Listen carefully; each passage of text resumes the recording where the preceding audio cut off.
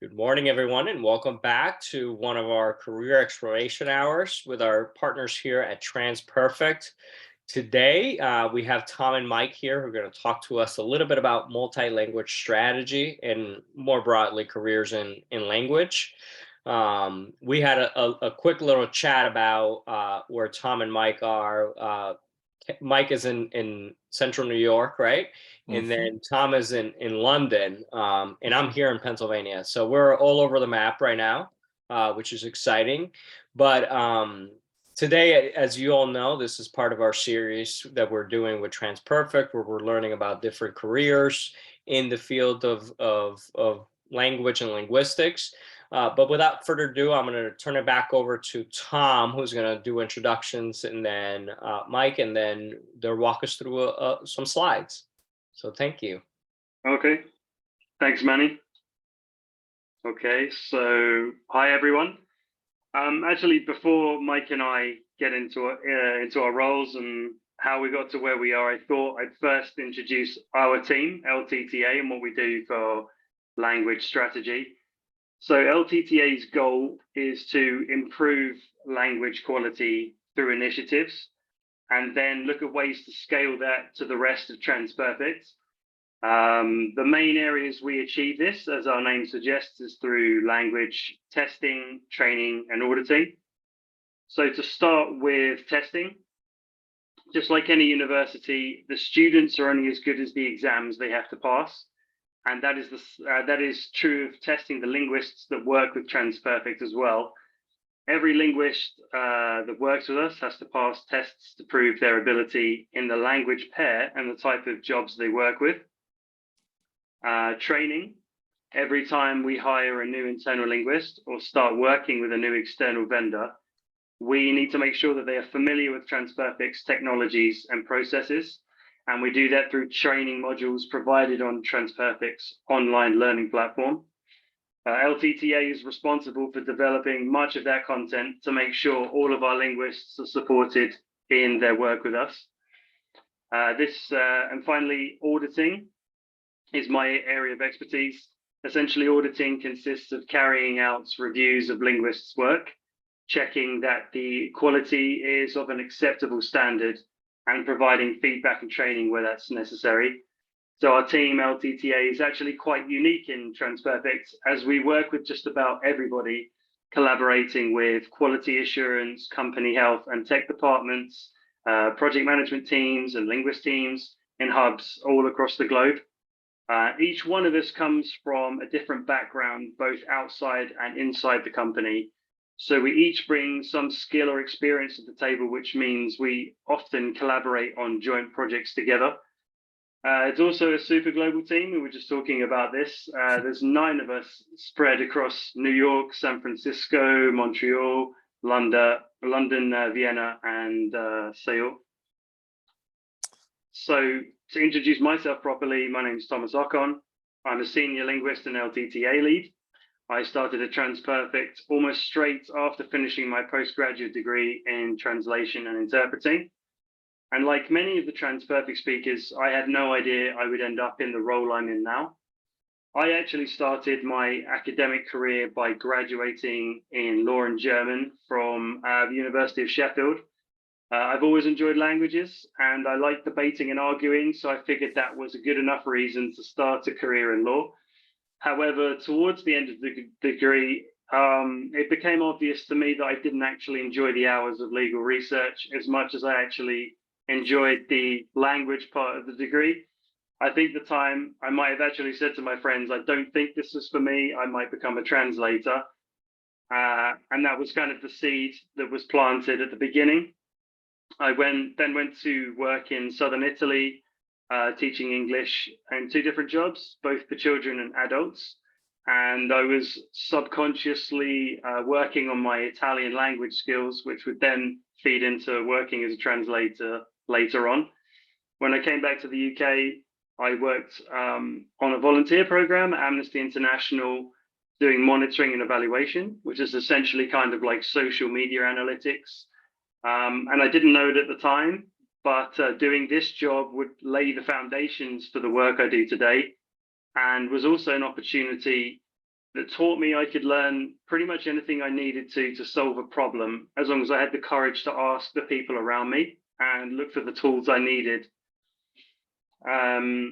So after that, I decided to make good on my passion for languages and studied to be a translator interpreter. I enrolled at the University of Westminster and finally graduated in 2014, and essentially walked straight into a job interview at TransPerfect. Funnily enough, not for a translator role, but for a project management role. And I was about 15 minutes into the interview when my future colleagues correctly realized, I knew nothing about project management and suggested me for a role as a quality manager, which is essentially a proofreader, where I worked for 3 years as a quality manager and then a translator for 2, working mainly in life sciences. And it was everything I imagined it to be. It was equal parts rewarding and at times stressful. We were translating complex medical documents like blood tests and MRIs.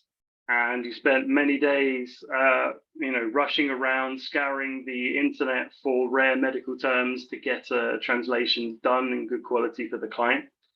And then eventually, I was approached about joining the LTTA team, as they'd seen I'd done some work on some training initiatives.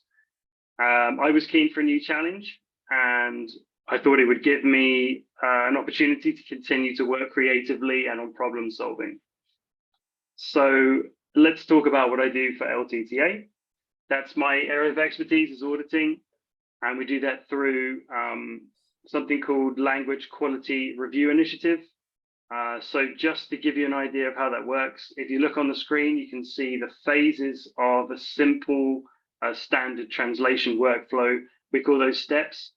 So it usually would be comprised of a translation step and a proofreading step, potentially even a third quality step before that's returned to the project manager and then delivered to the client once that's been checked. And the project manager essentially manages every aspect of the delivery of a job for a client and is the person who picks translators or linguists to do the translation and proofreading steps from a vendor pool. And a vendor pool is essentially our large database of the linguists that we work with. And each language pair, like English into German or Chinese into English, has its own vendor pool of linguists who are qualified and who have been tested to prove they're capable of working with us, especially on that subject matter.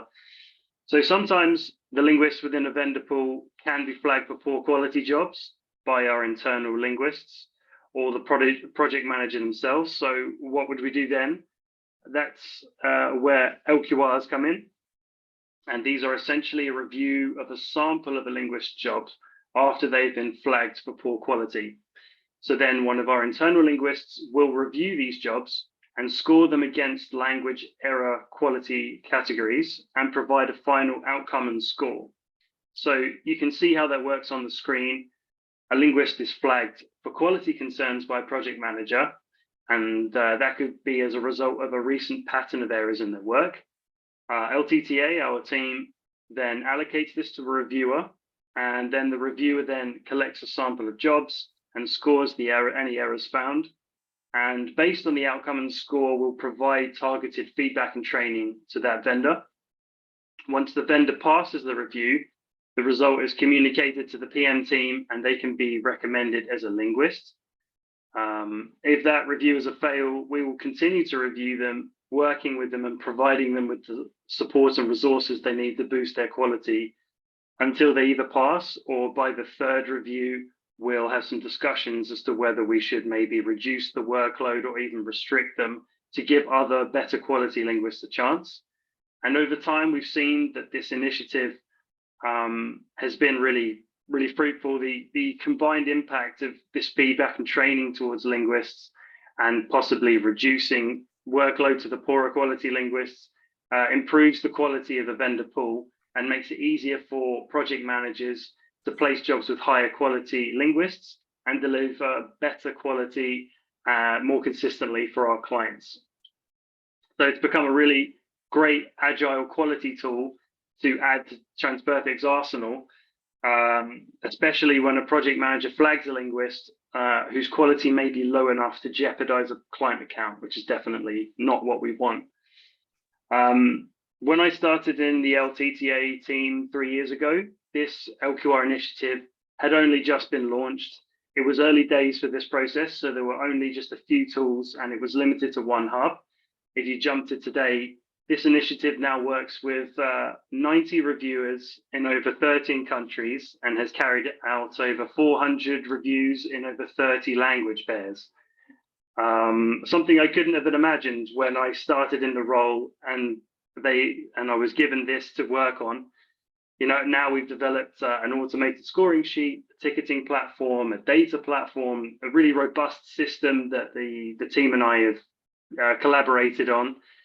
And my role nowadays is very varied. It involves meeting daily with people at all levels of the company and for the initiative. We solve problems together. We figure out solutions for other departments using this initiative. It's also safe to say my networking skills have definitely gotten better as we're constantly working on new angles for the initiative and what other problems it could solve. So you really never know where a role in a company is going to take you if you stay curious and open-minded. And also, you must consider when I started running this initiative, I only had passable Excel skills, maybe just a concept of data analysis and minimal experience in organizing other people. I certainly didn't have a degree in those things. But that's really the great thing about working at a place like TransPerfect. You can learn all of those things. You can learn the concepts of the things you don't know from any of the experts within the company, and they're only too happy to help. All the gaps to do with know-how and using platforms and programs can be filled in with online tutorials and asking a lot of questions from your teammates. What I would say is that don't think that your experience or know-how is necessarily a barrier to your career or to where you might go within the company or in another company. You can pick up the knowledge and the skills along the way through online learning and shadowing colleagues very easily.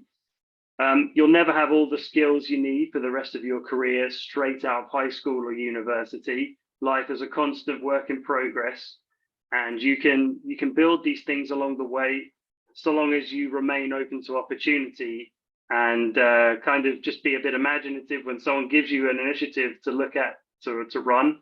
And it's really up to you and your creativity as to where it might end up, like it did for me. So now I'll pass you over to my teammate, Mike, to talk about testing and training. Good afternoon, everybody. So first of all, I'll explain the picture real quick. That's me sitting in the cockpit of an American Airlines 767 at JFK Airport in New York. Quite a few years ago, I couldn't find a proper profile picture to use, and that's one of my favorite memories. So anyway. Like Tom, I had no idea that I would wind up in the translation industry, and I took a similar kind of meandering route to get to where I am now. Manny mentioned I'm in upstate New York, so I grew up in a small town of about 15,000 people in upstate New York called Oneonta. I took German in high school. After I graduated, I went to Germany as a Rotary International Foreign Exchange student. In Germany, they have 13 grades in their high schools. And so I went to the 13th grade in the city of Hamburg, which is in the north of Germany. Hamburg is a city of about 2 million people and the largest port city in Germany. It's the third largest port in Europe. And it's about as different as you could possibly get from where I grew up. So going from a small town in upstate New York to one of the largest port cities in Europe, literally overnight was quite an experience. And after that year, I was going to actually study music in college, but after the year in Hamburg, I decided that I wanted to pursue German. So I studied German in international relations at American University in Washington, D.C. During college, I loved living in Germany. So during college, I went and spent another year in Berlin, Germany, studying German linguistics and politics. when after college, I spent a year at a law firm on Wall Street in Lower Manhattan. And then I spent 3 years as the webmaster and managing and writing all of the online content for the German National Tourist Office in New York. So the German National Tourist Office is charged with basically promoting the country of Germany as a tourist destination. So we promoted Germany throughout North America and Canada, the United States. I actually applied to TransPerfect 3 times before I finally got hired. The first 2 times I applied, I didn't hear back, and I was actually a little bit frustrated. And I decided to give it one more try, and the 3rd time was a charm, and I actually got hired, which was and it's worked out quite well. That was almost 20 years ago. So don't take no for an answer if it's something you're interested in doing. And like Tom, I was initially hired as a quality manager, which is basically, as he said, a proofreader. I worked on life sciences material for German into English. Initially just worked on German files, but during the course of my work, I came across a bunch of Dutch files, and I realized how similar Dutch is to German. So I actually taught myself Dutch, and I actually work more in Dutch nowadays than I do in German. I spent 12 years as a quality manager before being promoted to the head of the German into English linguists group at TransPerfect. I did that for almost 4 years, managing a team of linguists in the US and Europe. Then about 3 or 4 years ago, was one of the original members of LTTA. Like Tom said, I love the language side of things, but in my case, I was involved in proofreading and translation day to day for 15 years. So I was really glad to have an opportunity to do something else. And this role at LTTA, you actually have a much broader impact on the company, and it's a great group of people to work with. So it's been a really good change. So what I do for LTTA, I am kind of a jack of all trades. I work in a few different areas, pretty much all of which Tom has already mentioned, but I work in linguistic testing, internal linguist training, learning and development, and client style guide creation, which is sort of a relatively new thing. As far as linguistic testing goes, TransPerfect has a lot of employees. We have about 8,000 employees in 120 offices in 46 countries. We also have an external linguist pool of somewhere around 30,000 external linguists that work in all the different language pairs that we work in. Not everybody that works internally at TransPerfect is a linguist, but a lot of people are. And between them and the external linguists that we work with, everybody has to be tested for linguistic ability, which, I mean, obviously makes sense. We test people from English into foreign languages and from foreign languages into English, for subject matters ranging from life sciences to legal work to patents to marketing and everything in between. We also test them for different types of skills. We test them for translation, for proofreading, for machine translation review. And we have literally hundreds of tests at TransPerfect, and it's my job to create them. For internal training, we do a lot of internal training at TransPerfect, from new hires to people who already work for the company, but who are transitioning to new roles within the company. All these people need a training plan. They need a plan of how they're going to acquire the knowledge and the skills that they need to do their job, and that's where I come in. So whenever a new linguist is hired or needs additional training, I create the custom training plan for them. Our internal linguist training plan is about 2 months, or the training footprint is about 2 months. So when you get hired, usually it takes about 2 months of training before you are considered fully trained and start working on your linguistic job. This involves classroom trainings, a lot of video modules, mock linguistic work, shadowing other people that do the particular role that you are going to be working. And that ties into the next thing which I do, which is learning and development. we have an entire department in TransPerfect called Learning and Development, which is dedicated to creating all of this training material. LTTA creates some of this material internally as well, but we work closely with Learning and Development to develop all the training materials that we need. So they create the modules, the classroom trainings, the layouts and outlines for the live group trainings. And my role is to do a linguistic review of all the material that they create. This basically involves reviewing the trainings for language and grammar. And I also review written content for material that's going to be spoken out loud, whether it might be in a recorded module, it might be in a classroom training session. Essentially, you write differently than you speak. So if you write a subject, if you write kind of an outline or a script for something, it might actually not work once you go to speak it. A good example is if you were to read an article about a subject out loud, it's going to sound a lot differently than if you hear somebody give a speech about that subject. So that's one of the things that I do is kind of check those to make sure that they work as spoken modules or trainings. And the last thing that I do is style guide creation. So we have clients who create massive amounts of written material. And this is, can be their internet spaces, marketing materials, instructions, product descriptions, legal documents, regulatory filings, there's all kinds of stuff. And at TransPerfect, we translate all of this material into sometimes dozens of different languages for the same client. So the challenge is to make it all sound the same. And the way we do that is using style guides. So a style guide basically lays out how the client wants their language to sound, whether it's written or, well, generally written, but it lays out how they want their content to sound. Do they want it to be friendly and relaxed? Do they want it to be formal? Do they want it to be business-like? Things like what kind of words or phrases do they want to use? What kind of words or phrases do they not want to use? What is their target audience? Is it, internal company communications? Is it the general public? Are they reaching out to potential clients? And so all this stuff goes into style guides, client style guides.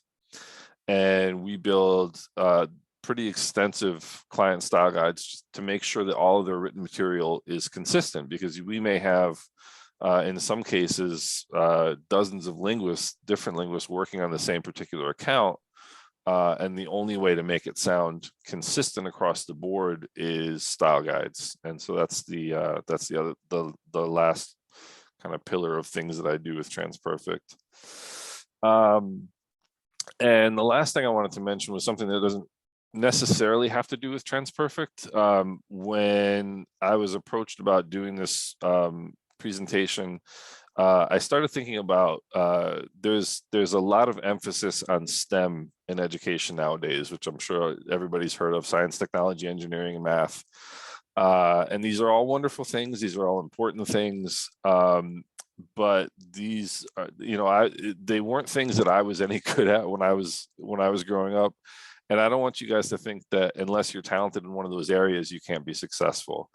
At the core, TransPerfect is a communication company. I mean, we do translation, we do interpreting, we do website localization, but what we really do is actually help people communicate. And you can have the greatest engineering or scientific mind in the world, but if you can't communicate your ideas clearly and make them understandable, you're going to have a difficult time being successful. The other great thing is if you are interested in languages, there's a lot of different ways to pair an interest in languages with a language that you learn to make a career out of it. I mean, I never thought in a million years that I would be making a living reading and writing German and Dutch for 20 years, but that's what I've been doing. So there are great careers out there nowadays in translation and proofreading and editing and interpreting. And kind of the cool thing about it is one of the things that we do here at TransPerfect is you can combine your passion for languages with another interest. So if you're interested in, like, for example, Tom studied law, or you might be interested in medical the medical field, you might be interested in marketing and things like that, and you can combine your interest in a language with your interest in another field. Basically all of the linguistic people that we work with are all specialized. There's very few generalized linguists anymore. They're basically all specialists in one field, and we go to them because of their specific ability, both in the language and in the subject that they know a lot about. So I would just say that don't think because you might not necessarily have a mind for science or engineering that you're not that you're not going to be successful, because you absolutely can be. And if I had to rely on my engineering knowledge to be successful, I would be in a tough place. So but I thank you guys for the opportunity to talk to you today. So this has been awesome. So I have so many questions myself, but I want the audience obviously to chime in. But you both talked a little bit about joining TransPerfect from having done something else. So how was it finding or stumbling upon TransPerfect? And Mike, I'm interested in your story as well, since you mentioned not just one but 3 times you Yep. went through the hurdles, right? So how was that for you all? Well, I'm gonna jump Tom on this one, and I was gonna butt in if he was gonna say something, because I've been at TransPerfect for almost I've been at TransPerfect for almost 20 years, and the company, I think we're 26 years old, somewhere in there, 26, 27, and 20 years ago there were dozens of small translation firms in New York alone. And I always like to tell people, like, when I can't remember exactly, but when I started at TransPerfect, I think our revenue was somewhere between 12 and $15 million the first year that I worked there. 2022 we were $1.1 billion. So I mean, the company has gone from being one of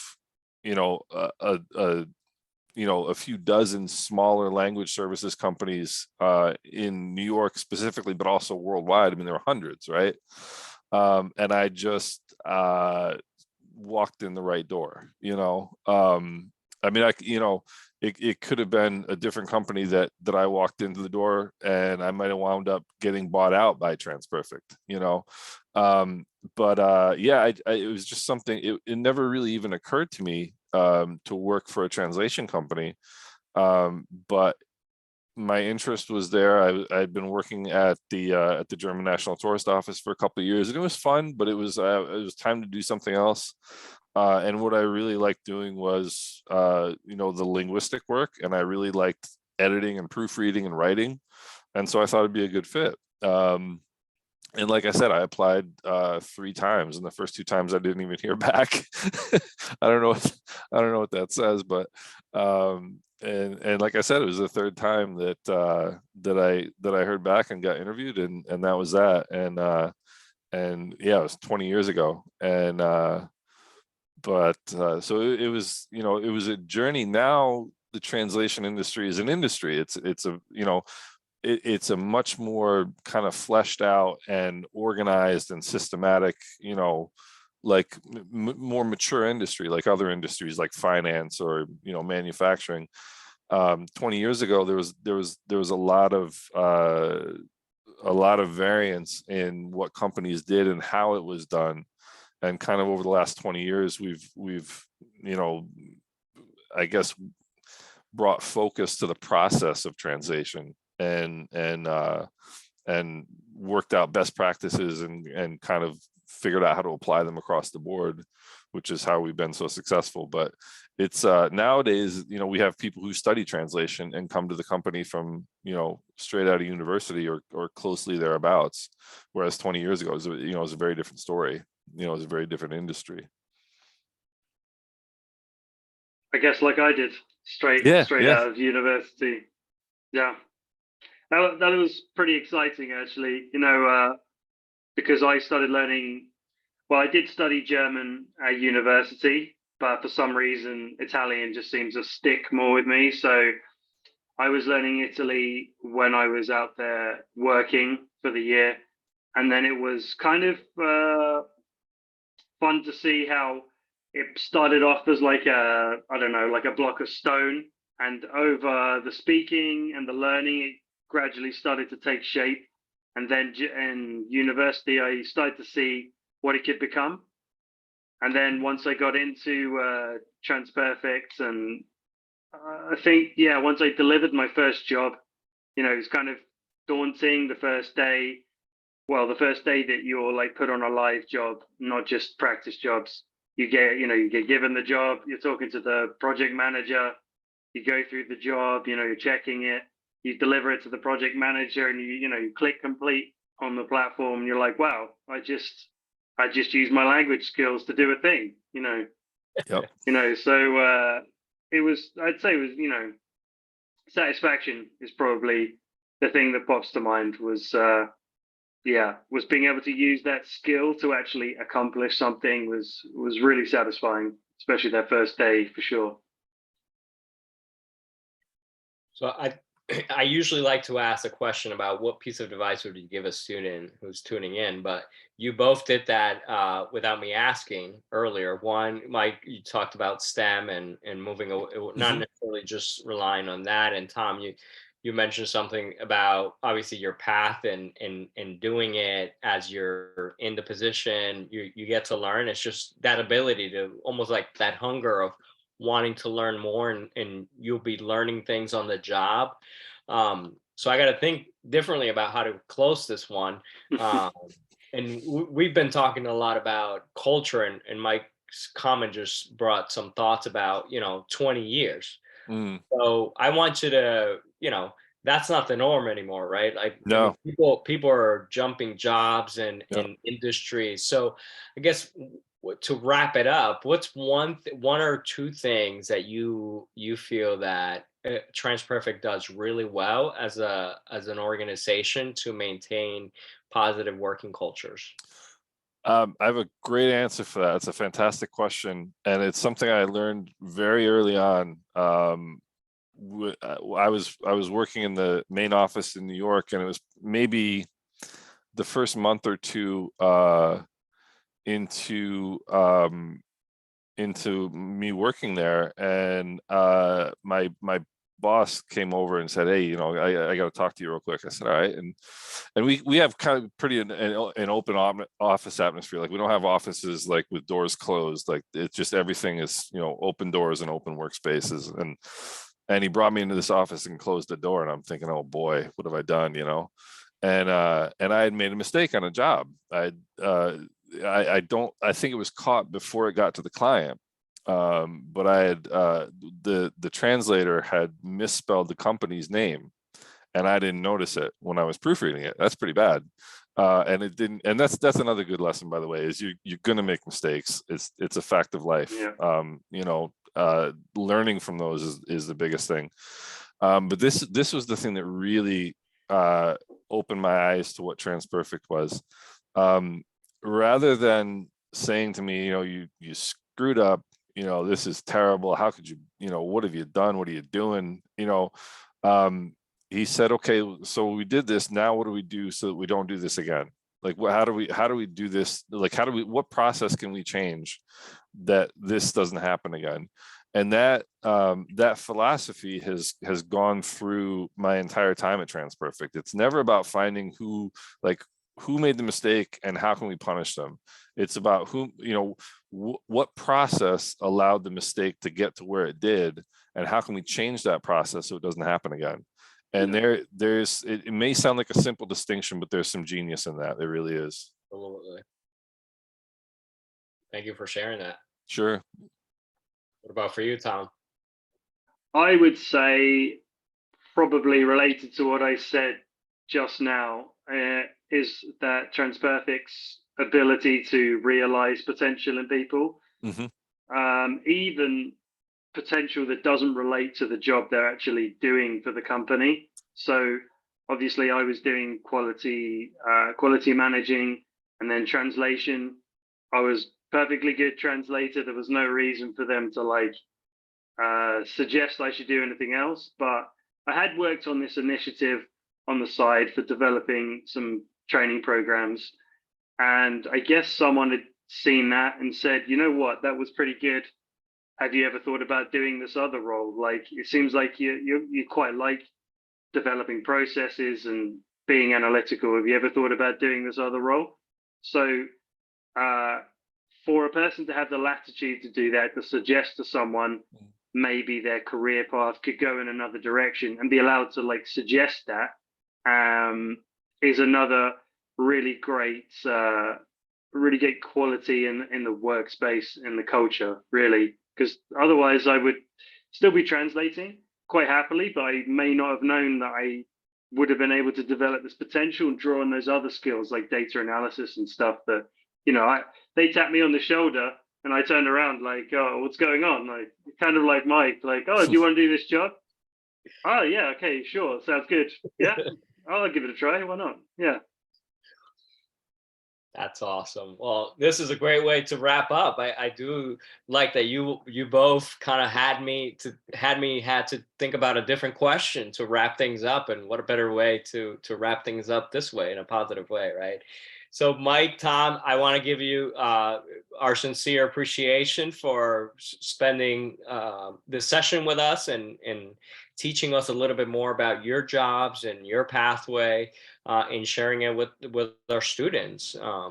And scholars, just want to make a comment that our last session is going to be next week, and we're going to be, well, in 2 weeks, and we're going to focus on artificial intelligence. So stay tuned for that, and that will wrap up the year. And again, thank you both, Tom and Mike. Thank you, man. We really appreciate the opportunity. Awesome.